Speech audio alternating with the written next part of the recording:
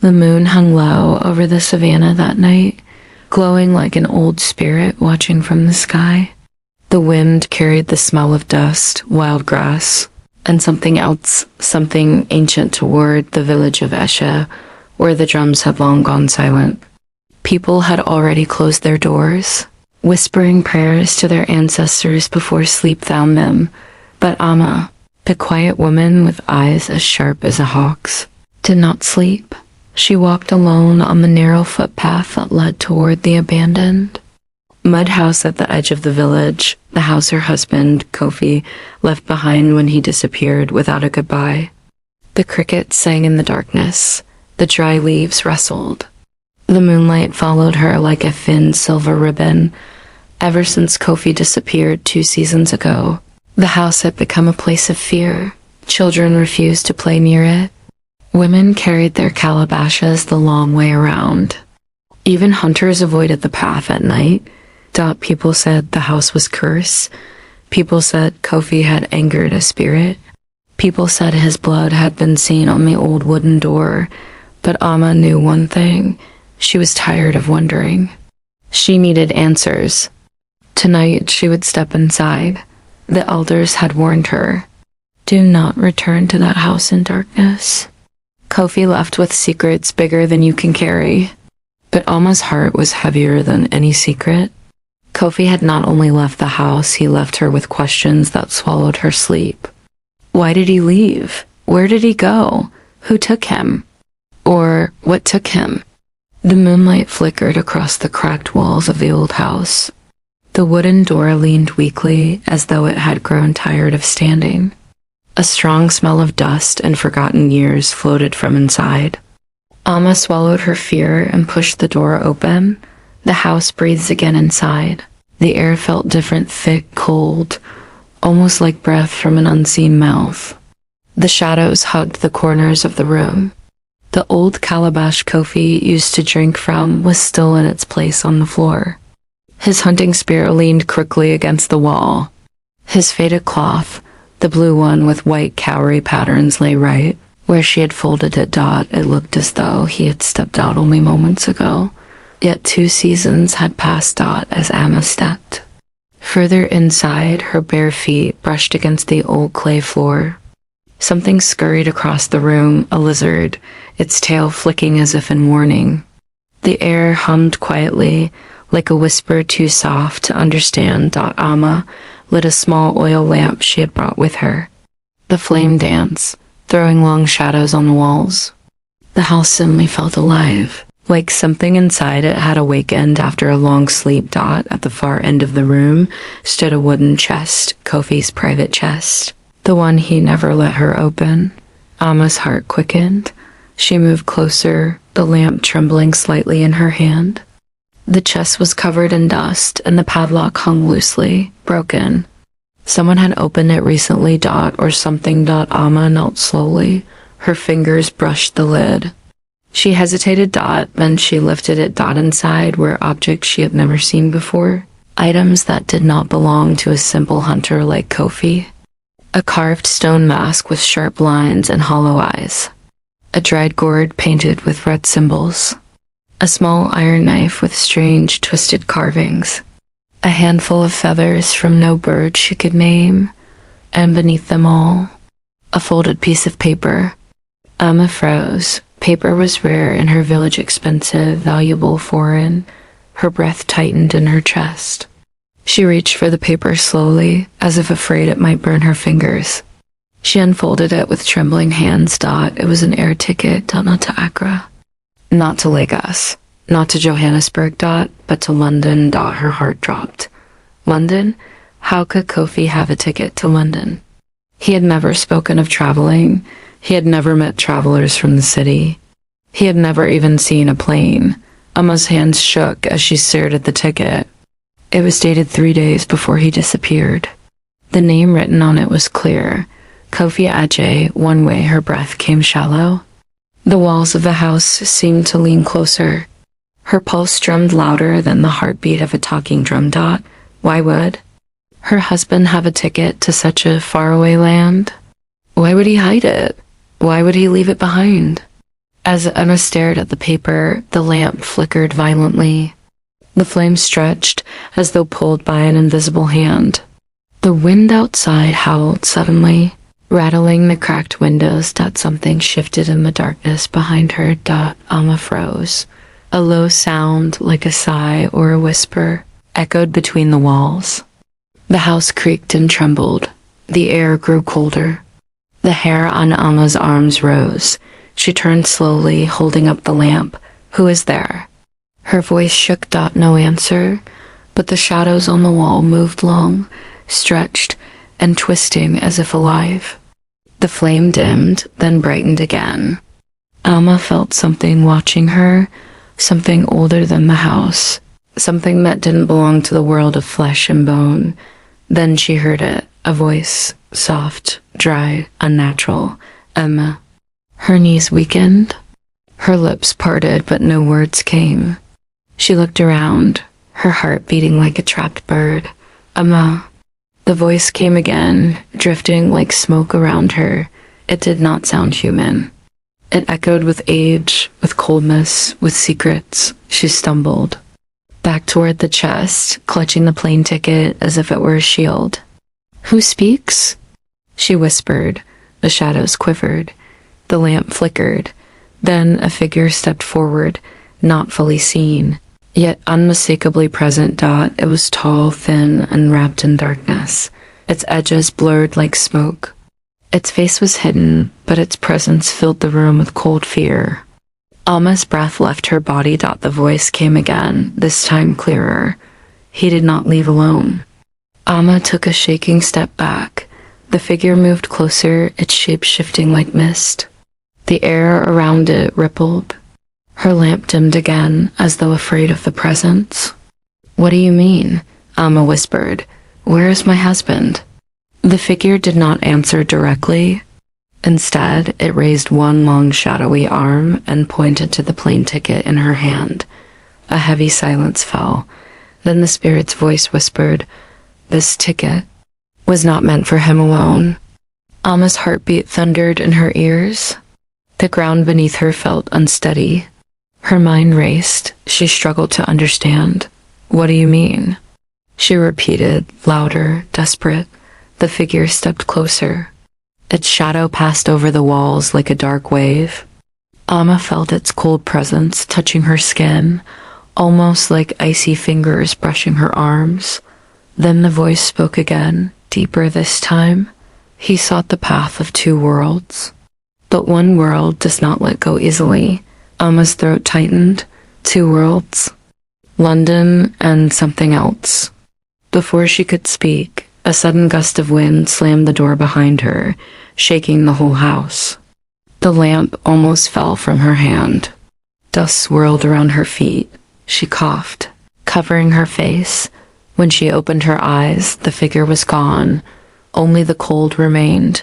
The room fell silent again, except for her own quick breaths. The shadows returned to stillness. The air felt normal, too normal, as if nothing had happened, but the ticket in her hand felt heavier now, as though holding the weight of secrets she could not yet understand. Emma swallowed hard. She knew she could not tell the villagers what she had seen. They would think she had lost her mind. They would keep her away from the house. They would say the spirits were angry, but Emma had seen enough to know one thing. Her husband had not left by choice, and whatever took him left clues behind. She closed the wooden chest carefully, her fingers trembling. She held the plane ticket close to her chest. Then she stepped outside into the cold. Moonlight. The night air wrapped around her like a cloak. The spirits of the wind whispered through the tall grass. The stars blinked down like watchful ancestors. Emma took a long breath. Whatever truth lay ahead, whatever mystery her husband was trapped in, she would follow it. Even if it led beyond the forests, beyond the rivers, or beyond the world she knew. Tonight was only the beginning. The next morning, the sun rose slowly over the savannah, painting the skies with soft orange and red streaks. Birds called to each other from the tall trees, and the smell of roasted yam drifted from the village kitchens. Life moved as usual in Esha village, but Alma's heart was not calm. She had barely slept after leaving the abandoned house. Every time she closed her eyes, she saw the shadowy figure again. Tall, thin, wrapped in darkness. Whispering of two worlds, and every time she opened her eyes, the plane ticket to London lay beside her mat, reminding her that Kofi had not simply disappeared. He had been taken somewhere between the world of spirits and the world of humans. Alma rose before the roosters crowed. She wrapped her cloth, tied her hair neatly, and placed the folded ticket inside a hidden pocket. She knew she could not face this mystery alone. There was only one person in the village who would believe her, only one person wise enough and brave enough to help her understand the world that moves behind the shadows. Elder Nana, the oldest woman in Esha, the elder with eyes like ancient fire. Elder Nana lived at the far end of the village, close to the great baobab tree. Her small house smelled of herbs, smoke, and old wisdom. Children feared her. Hunters respected her. Women whispered her name when seeking blessings for childbirth. People said she could hear the ancestors when the wind blew. People said she could speak to spirits in her dreams. People said she was older than her bones. Alma approached quietly. She found the elder sitting on a wooden stool outside, grinding leaves in a clay bowl. Her back was bent, but her eyes were bright, two burning coals watching everything. Without looking up, Nana spoke. Alma, you walked in darkness last night? Alma's breath caught. How did you know? Nana lifted her head slowly. Her voice was rough like dry leaves. Child, the wind carries stories, and the spirits whisper when we pretend not to hear. Alma knelt before her. Mother Nana, something happened in the old house. The elder nodded, as if she had already expected this. Tell me what you saw. Alma hesitated. She knew most villagers would laugh or fear her words. But Nana's eyes held no doubt, only patience. Alma told her everything. The cold house, the open chest, the strange objects, the plane ticket, the whisper, the shadow figure. Its words. Nana listened without blinking. When Alma finished, the elder closed her eyes and blew gently on the ground, as though sending a message into the earth. I feared this day would come, she whispered. Alma felt a chill. What do you mean? Nana stood slowly, leaning on her carved walking stick. She motioned for Alma to follow her inside the hut. The moment Alma entered, the smell of ancient incense wrapped around her, thick, smoky, comforting, yet frightening. Masks hung on the walls. Dried herbs dangled from the ceiling, and on a small table burned 3 candles shaped like ancestors with long faces. The elder pointed at a mat. Alma sat. Nana sat in front of her and spoke plainly.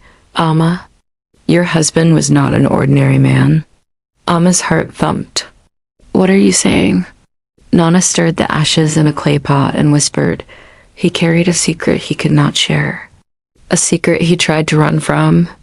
Alma's breath raced. What secret? The elder looked deep into her eyes, one that began before he was born. Silence filled the hut. Outside, the wind whistled softly against the door. Alma swallowed hard. Mother, please tell me everything. Nana leaned back and spoke in a low voice. The secret path of 2 worlds. Long ago, she began.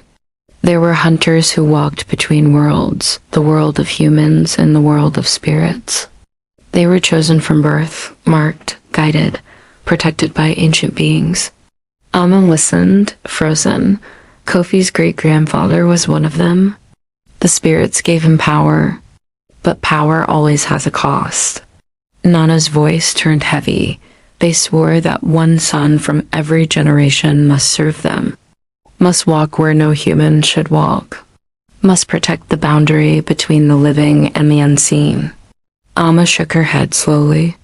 But Kofi, he never told me anything like this. Nana's eyes softened. He wanted an ordinary life. a wife, a home, a simple future. But the spirits do not care about dreams. The path had already been chosen for him.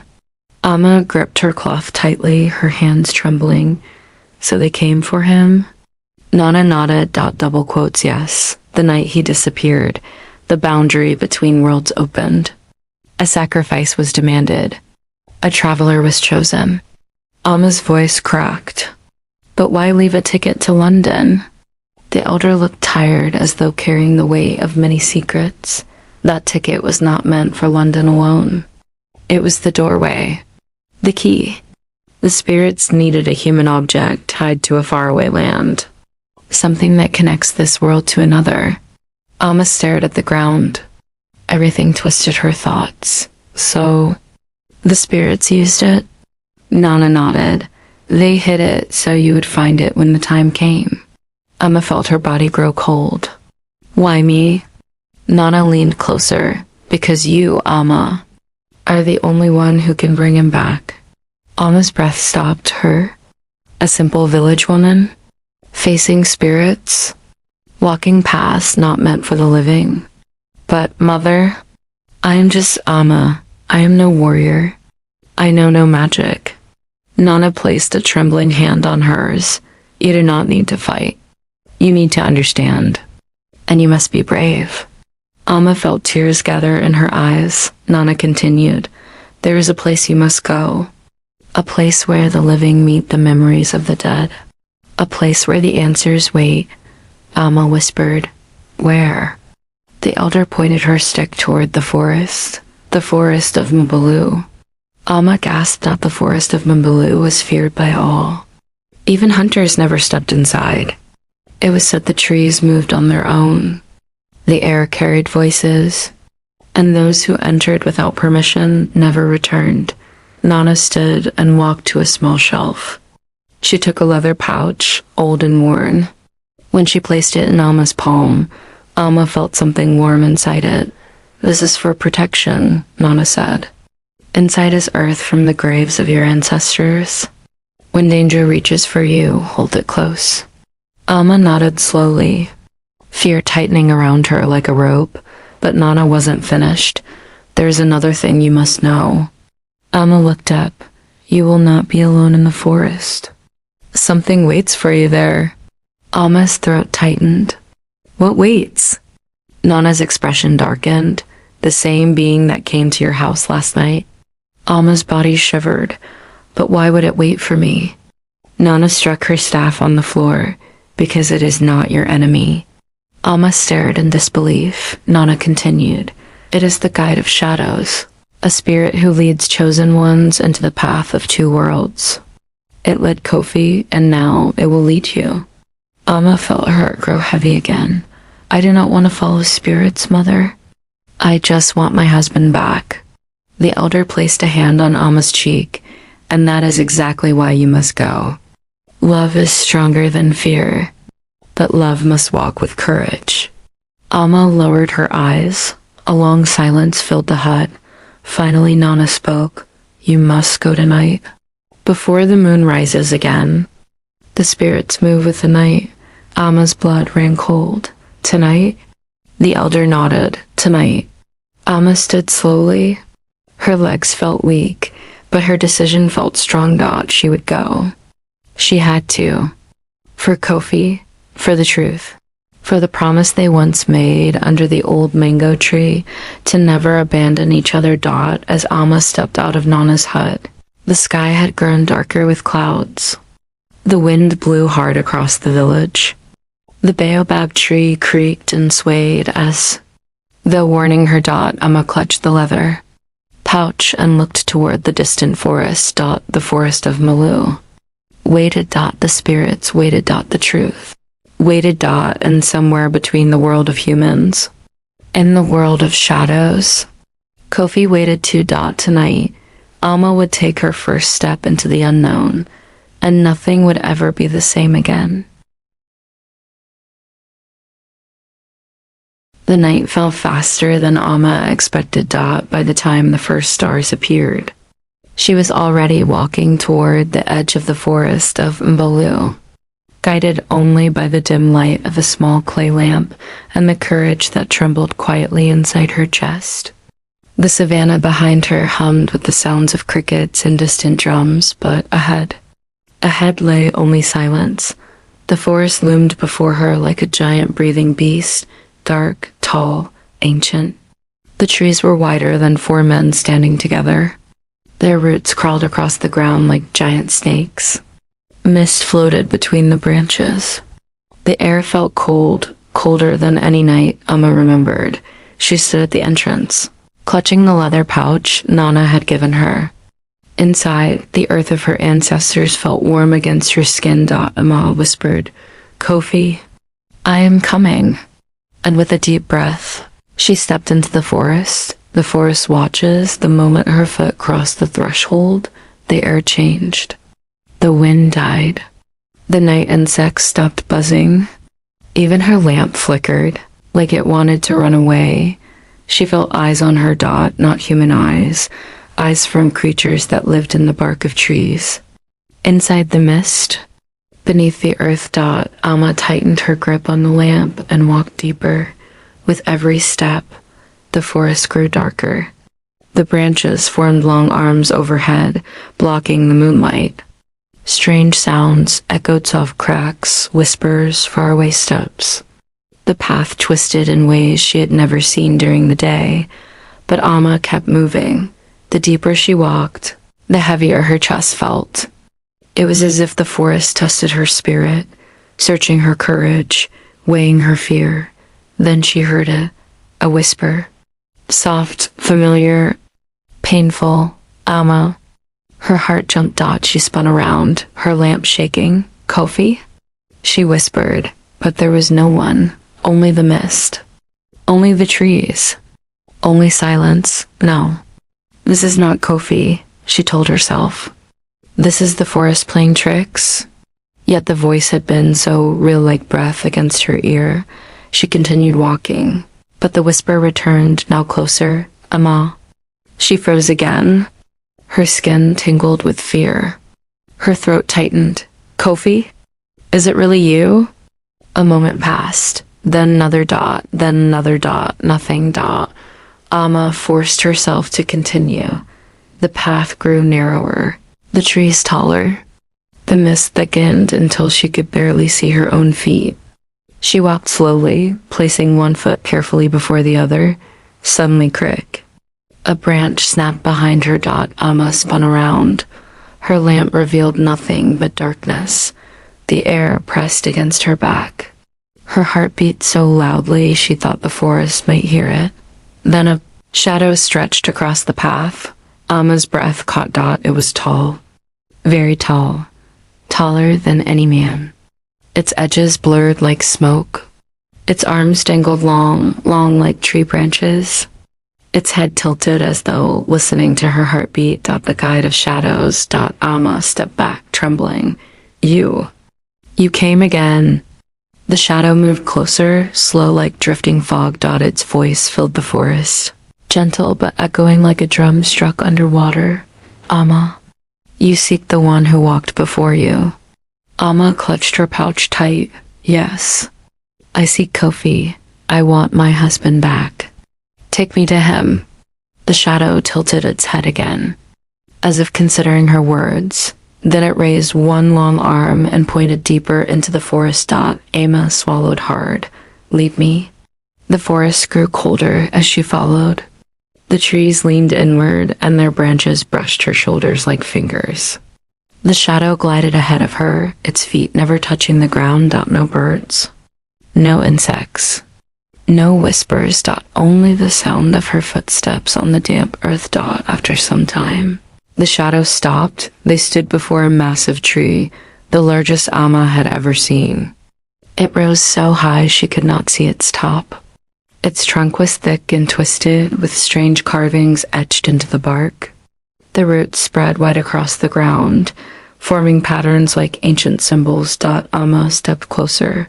"What is this place?" The shadow's voice drifted. "The tree of crossroads." Amma frowned. "Crossroads of what?" The spirit replied, "Of the living world." In the world of spirits. Amma felt her chest tighten. Kofi. This must be where his path changed. The shadow moved around the tree, circling it slowly like a guardian. Amma followed, running her fingers along the carving symbols she had never seen, but somehow felt inside her bones. As they walked behind the tree, Amma gasped. There, carved deeply into the trunk, was her husband's name.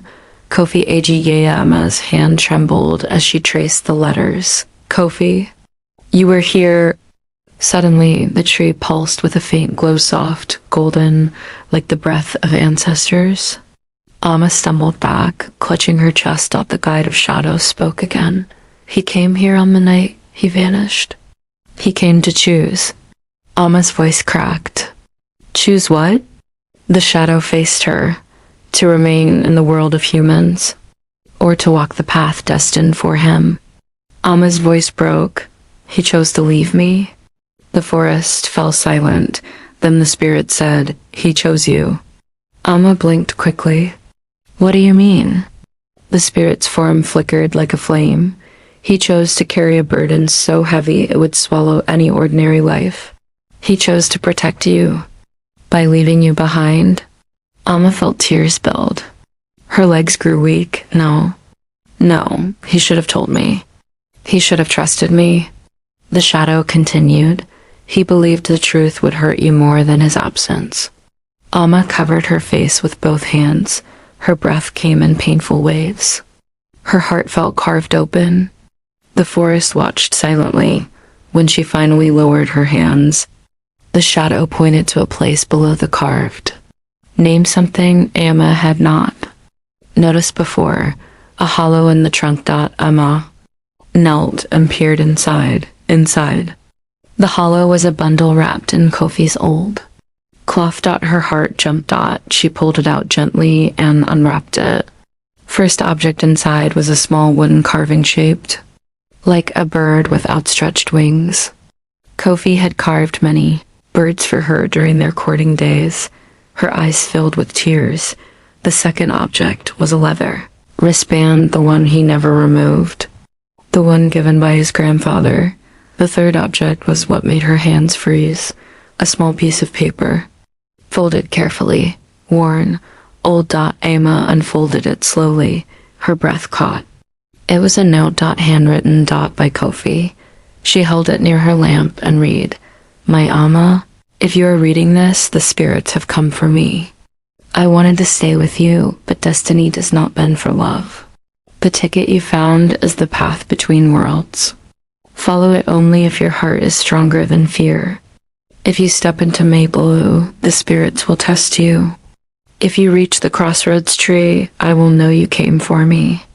I will wait between worlds until your courage finds me. Your husband, Kofi.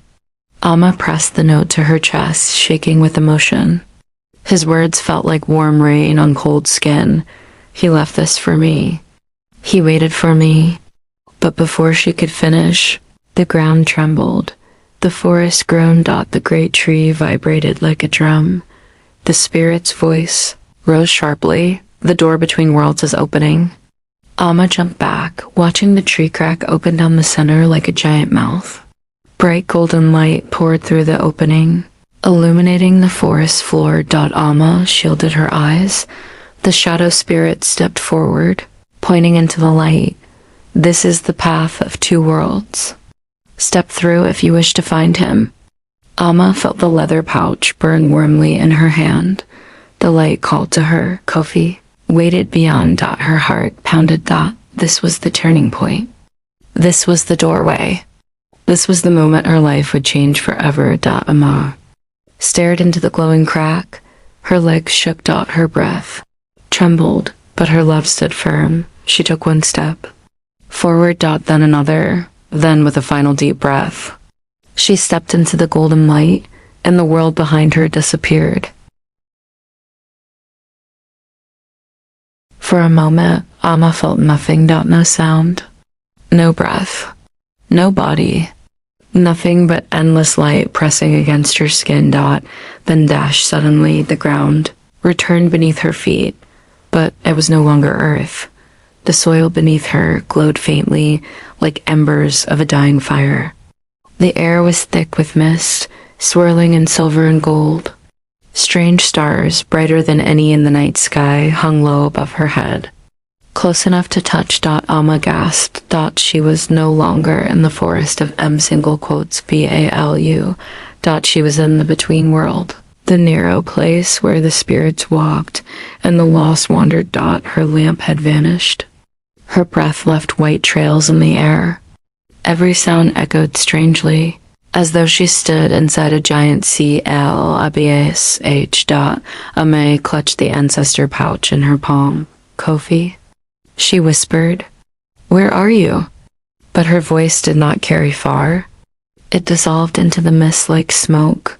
She took a hesitant step forward. The glowing soil made soft crackling sounds under her feet.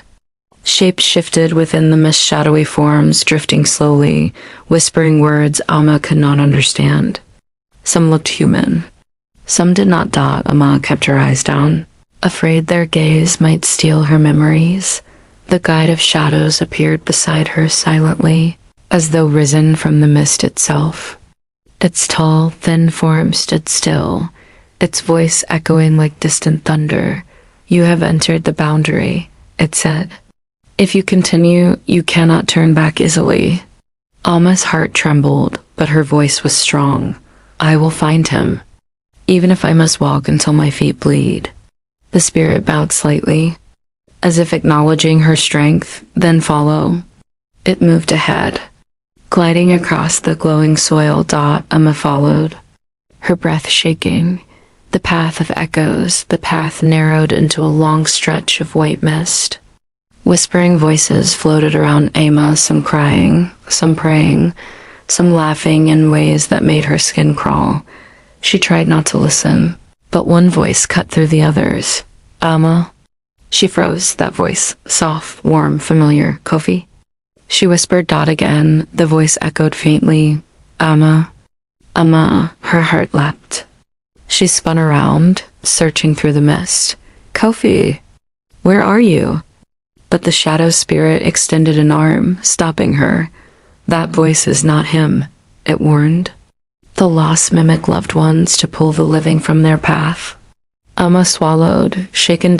She forced herself to keep walking, but the voice continued, calling her name in the exact tone Kofi used when he teased her, when he comforted her, when he loved her. Amma pressed her free hand to her chest to silence her trembling heart. I will not be fooled, she told herself. I came for the real Kofi. The field of forgotten steps, the mist parted, revealing a wide field covered in glowing footprints, hundreds, thousands stretching in all directions. Amma stared in awe.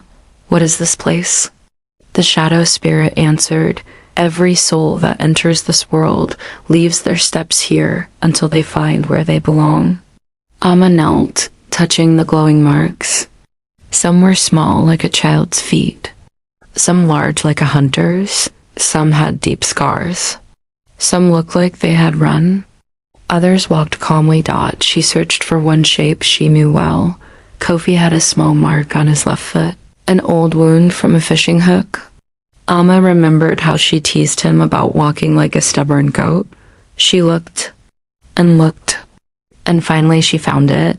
A footprint with a tiny hook-shaped scar. Her breath caught. Kofi. The spirit nodded. He passed through here. Amma rose, her eyes burning with hope and fear. The footprints led toward a dark river shimmering with silver light. The river that remembers the water was silent, but it moved like a sleeping creature. Its surface reflected not the sky, but memories, flashes of faces, laughter, tears, shadows of old moments. Amma stared into it. At first, she saw nothing but swirling shapes. Then, a face emerged. Kofi. Her heart hammered painfully. Kofi, she cried, dropping to her knees. His reflection looked older, more tired, but unmistakably him. He whispered her name with longing. Amma. She reached out to touch the water. But the spirit grabbed her wrist sharply. Do not touch. it warned. The river will pull you in. You will drown in memories that are not yours. Amma blinked quickly, tears clouding her vision. Kofush, you are close. I can feel it. The shadow spirit's voice grew tense. He is near, but he is bound. The spirits did not only take him, they demanded something in return. Amma's breathing slowed. What do you mean? The spirit turned to face her fully for the first time. Kofi carried a curse he never told you. A curse passed from his ancestors. A curse that grows stronger each generation. Amma stepped back. No. Kofi cursed? That cannot be true. The spirit raised a hand. The ancestors of his bloodline were once guardians of the boundary. But a betrayal long ago twisted their gift into a burden. Now, every generation, one must be taken. One must balance the worlds. One must serve the shadows. Amma felt her knees weaken. Kofi never told me. He wanted to spare you. But fate cannot be hidden forever. The spirits came to claim him. He crossed willingly to protect you. Amma covered her mouth as tears spilled down her face. Protect me from what? The spirit replied with a voice like breaking branches, from becoming the next sacrifice. Amma's heart stopped. What? What are you saying? The spirit pointed at her chest, where the ancestor pouch rested. The spirits did not only claim him. They marked the one he loved most, you. Amma staggered back. No. No, I am nobody. I am no guardian. I am no sacrifice. But the spirit whispered, you are not supposed to enter this world. Your husband broke the rules to keep you safe. By stepping through the gateway, you have taken his place. Amma shook her head violently. No. I came to find him, not to replace him. The spirit's voice softened. Love can open doors, but it can also bind chains. Amma fell to her knees beside the river, choking on fear. I just want him back. Please, please. The shadow spirit lowered itself, sitting beside her like a patient elder. There is one way. Amma looked up slowly. One way to free him from the curse. One way to reunite with him. Her voice trembled. What must I do? The spirit extended its long arm toward the river. Kofi is held in the Hall of Echoes beyond this river. To reach him, you must give something the spirits value above all. Amma's heart froze. What? What do they want? The spirit's form flickered like a dying flame. They want a life? Amma's breath stopped. A life? No, no. I cannot take another life. The spirit shook its head. Not another's life. Your own. Amma felt the world spin. If you offer yourself, Kofi will be free. His curse will end. Your blood will pay the price the spirits demand. Amma fell to the ground, shaking violently. She must die for him? Her mind screamed. Her heart shattered, but then her breath stilled. Memories rose. Kofi laughing in the river.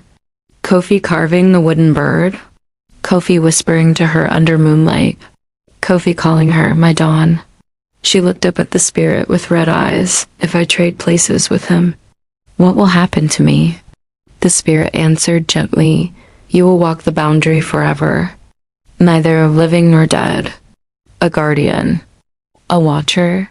Amma wiped her tears with a trembling hand. And Kofi? He will return to the world of humans, alive, free, safe. Amma stared at the glowing river. She felt her heart pulling in two directions, love and sacrifice, fear and strength, life and death. She whispered, take me to him. Let me see him before I decide. The spirit nodded slowly. That is allowed. Amma stood weak but determined with every step. The air grew heavier, the mist thickened, the light dimmed, and the river began to glow brighter. Spreading open like a doorway, beyond it stood a tall shape. Familiar, trembling. Kofi. Amma gasped. Her husband stood there, chained in silver light, eyes filled with love and sorrow. Amma, You should not have come." Alma's heart broke, and the world began to shake. Night fell heavy over the kingdom of Oru, a night so thick it seemed the stars themselves hid behind ancestral clouds. The drums that usually echoed from the western hills were silent. Even the wind refused to move, as if the whole land held its breath. Lana stood upon the sacred plateau of Nagolo, her heart pounding like a trapped drum. This was the place where the spirits met the living, the place where the ancestors' whispers could bend the fate of worlds. The stone beneath her feet thrummed lightly as though awake. Before her, the path of echoes, a glowing trail of golden dust, opened slowly from the ground. It was the path one walked only when truth was ready to reveal itself. Elder Zawadi stepped beside her, staff glowing with blue firelight. "Child," the elder said softly, "when you enter this path, you will confront everything you fear. Not the lions of the savannah, not the shadows of spirits, but the truth that lives inside your bones." Lana swallowed. "Is it about my husband?" The elder closed her eyes. "It is about everything." The wind finally exhaled, brushing Lana's skin. Behind her, the moonlight revealed an unexpected sight. The owl spirit, silver-feathered, perched on a twisted baobab root. It blinked slowly, watching Lana with unsettling wisdom. Elder Zawadi raised her palms. The blue fire leapt from her staff and wrapped around Lana like a veil worm, ancient and almost alive. "Go," the elder whispered. "Seek the truth none have spoken." Lana stepped onto the glowing path. The moment her foot touched it, the world around her shattered like cracked glass. Darkness swallowed her whole. For a moment she floated, weightless, timeless, breathless. Then another world formed around her slowly, painfully, like a new memory being born. A world of ghosts and Isao's Lina opened her eyes. She was standing in the old house she once shared with Kato, her husband. But something was wrong. The walls half flickered. The stones pulsed with light as if breathing. A cold wind slithered across her skin. "Kato." She whispered Dot from the far corner of the flickering room. A figure stirred. A man sat at the old clay table, broad shoulders, dark smooth skin, familiar posture, familiar air. Her breath hitched. The back of his head was unmistakable. "Kato." She whispered again, stepping closer. He didn't turn Dot instead. A second figure materialized beside him, Elder Masego, the one who vanished years before Kato's death. But his form was transparent, half light. Half-dash shadow. Dot. Another heartbeat later, a third form appeared, a woman Lana had never seen. Wearing the cloak of a spirit messenger, her heart twisted painfully. She didn't understand until the table flickered again, showing a memory she never knew existed. Kato leaned forward in the vision, frustration heavy in his voice. "I have to leave this village," he said. "The curse is growing stronger. My dreams, they are not dreams anymore." Elder Masego shook his head. "You carry the mark of the traveler spirit, Kato. It chose you before birth. If you stay, the curse will swallow your mind. If you leave, your family will suffer." The woman cloaked in spirit light placed a hand on Kato's shoulder. "The ticket," she said softly, "is not just a ticket. It is your path. Without it, your spirit splits." Lana's breath left her body. The ticket to London. The one she found. The one she believed was evidence of betrayal. She stepped closer to the image, trembling. "Kato, you never meant to leave me?" The vision didn't hear her. It played on. Kato slammed his fist onto the table. "I cannot let Lana suffer. I cannot leave her." The spirit woman's voice lowered painfully. "If you remain, she will face greater suffering than loneliness." Kato's face tightened. "What do you mean?" Elder Masego spoke slowly, every word like thunder. "The curse haunts your bloodline, not hers. You can break it only by leaving the village and guiding your spirit through the path of far lands. London is merely where the trail begins. Without this journey, your spirit will corrupt, and you will bring destruction to Lana. Cato froze. Tears filled his eyes. I would rather die, he said softly. The spirits looked at him with ancient sorrow. Death will not stop the curse, the woman said gently. But separation might. Cato bowed his head. I must protect her, even if she hates me. The vision flickered violently and changed. The night he left, now Lana saw Cato packing a small leather bag. His movements were slow, filled with pain. He touched their wedding mat gently, running a trembling hand through the woven patterns she created herself. He whispered her name, Lina. Forgive me. Her chest caved in. She wanted to reach out, touch him, hold him, stop him. But her fingers went through the image, passing through like mist. Cato stood. He looked back one last time. His face carried love and sorrow and sacrifice. Lana dropped to her knees. Why? Why didn't you tell me? Her voice shook the flickering air, but the past continued mercilessly. Cato walked to the door. He paused. He removed his wooden necklace, the one she gave him on their first harvest together, and placed it on the table. Her tears burned hot. She remembered finding that necklace later. Thinking he dropped it carelessly. No. He left it with intention. With love. With pain. The vision dissolved again like sand blowing into the wind. The final tile, the world reshaped itself, turning dark, the air vibrating with spirit energy. A tall figure stepped out of the shadows, not Cato, but his spirit form, glowing faintly with blue and silver, eyes full of ancient sadness. Lena, he whispered. Her breath broke. Cato, is it really you? He nodded, stepping closer. You have walked far. You have carried my memory with anger and pain and unanswered questions. And still you came. She shook. I thought you abandoned me. His spirit form flickered with grief. I left because I loved you more than myself. She stared into his eyes, those familiar eyes, and everything inside her shattered and rebuilt. At the same time, Cato lifted a ghostly hand, and though he could not touch her, she felt the warmth of his essence. The curse tried to claim me, he said. I left to break it, but I failed. I could not complete the path. That is why my spirit is trapped between two worlds. Lana trembled. Then what do I do? How do I free you? Cato pointed to her chest. To free me, you must free yourself. You must release the anger. Release the guilt. Release the belief that love always ends in betrayal. The world around them began to crumble. The path of echoes shivered violently.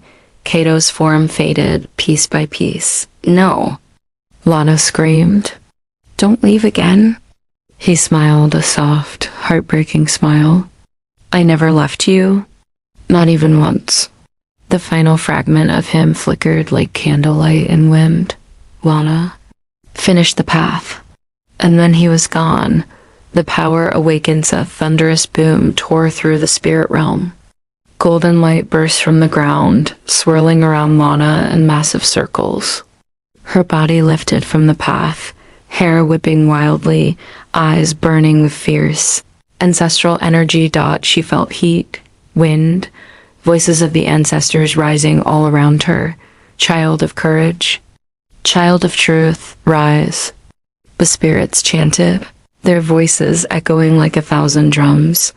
Lana's chest glowed with a blazing symbol, the symbol of the spirit breaker, the only one who could sever an ancient curse. Her fear melted. Her sorrow quieted.